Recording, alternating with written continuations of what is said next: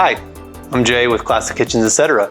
And welcome to another kitchen remodel. Let me show you around.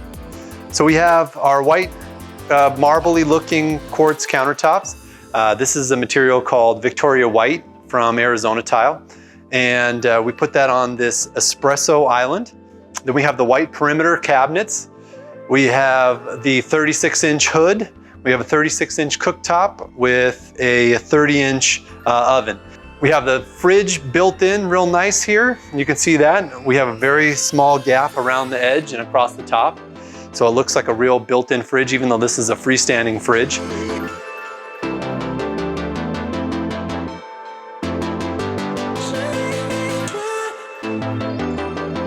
We have our built-in microwave over here. And then we added another pantry that was on here. And this pantry has rollouts just like to give you some more space. Your built-in microwave is almost the same depth as the pantry, you can see, or as the same depth as the base cabinetry, which are 24 inches deep. These cabinets are 22 inches deep. So they do jog back a little bit, but I like it. It gives you a little extra detail across the top. I like how it all jogs in and you got to miter all these things. I mean, that's what craftsmanship is, and that's what makes it look like it's really custom, because it is custom. The layout of the kitchen didn't change very much. We added actually cabinets here. This used to be an overhang, if you remember, with seating. So we just figured have the seating here and give some more storage here. We got an interesting combination of appliances here, and I'll give you the pros and cons of it. Number one, start off, we have a 36-inch cooktop paired it with a 36-inch hood, of course. We have a little gap on each side.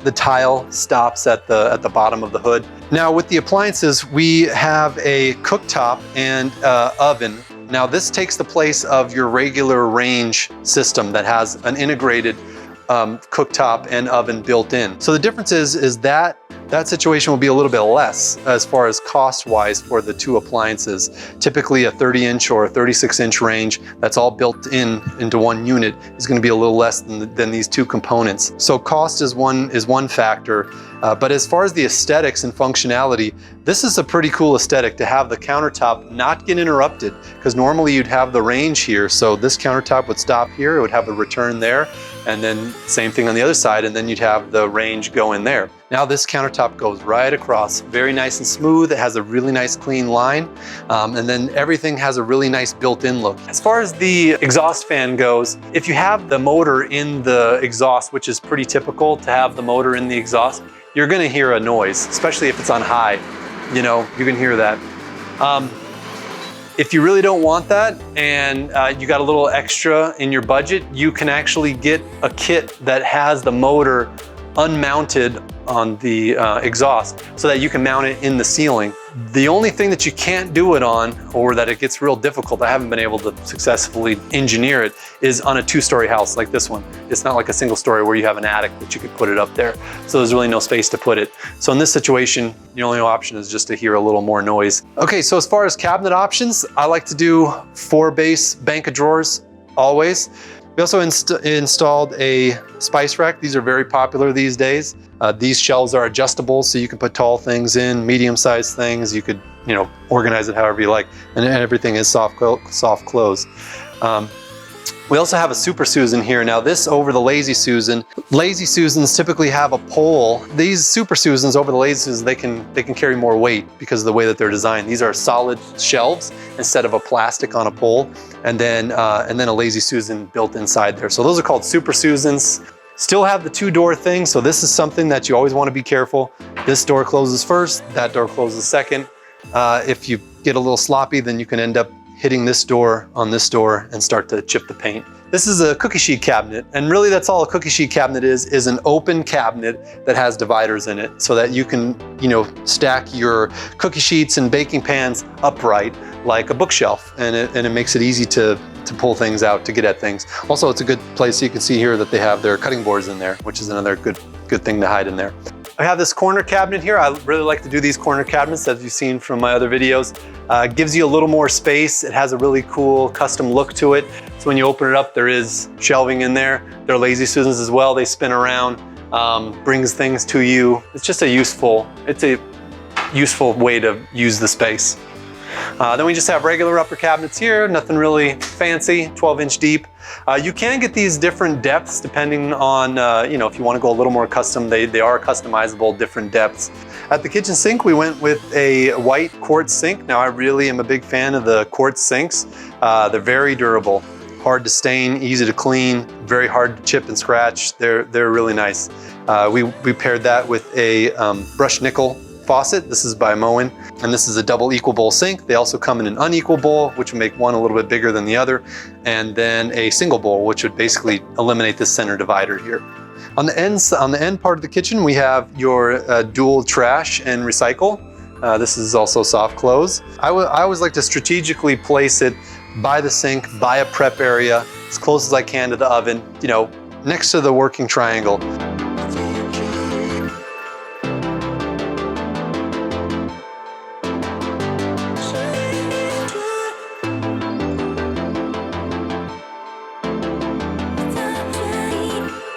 Then at the end, we have this other refrigerator cabinet. What determines what kind of cabinet you get with this is the trim kit. So these trim kits will either come in a, what is it? It's a 30 and a 33, I believe, and a 27, I think are the options. You really want to start off with the trim kit. That's going to determine what size cabinets you're going to get, and then you get the microwave to fit the trim kit. We also have a second oven underneath here. So this is actually a convection oven, so we had to run 240 volt for this oven. Then we have our pantry on the end with rollouts, and that completes the perimeter of the kitchen. A cool upgrade that I like to do on most of my islands is this baseboard. This is actually an added piece here. It's kind of like crown molding for, you know, the top of the cabinets. It just adds a little more flair to the cabinets. And on the other side of the island, we went with banks of drawers. So these are our 3 bank drawer options. That gives you the thin drawer up top, good for, you know, like there, you got all your different cooking utensils. You can also put silverware and all that good stuff. And then your lower drawers, these are deeper drawers. Those are gonna be good for Tupperware like this one, pots and pans, strainers, mixing bowls, all that good stuff. Let me remind you what this used to look like.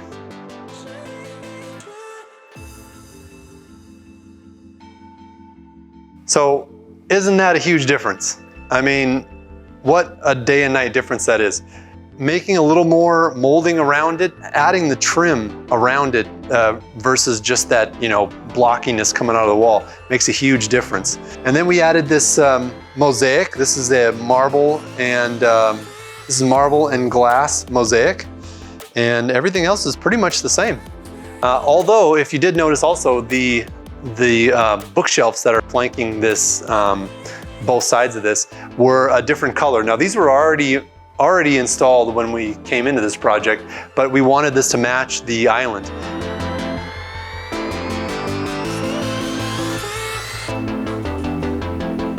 Let's talk about the flooring. This is a waterproof laminate, mind you. You can do a staircase with waterproof laminate, just like you can do a staircase with wood.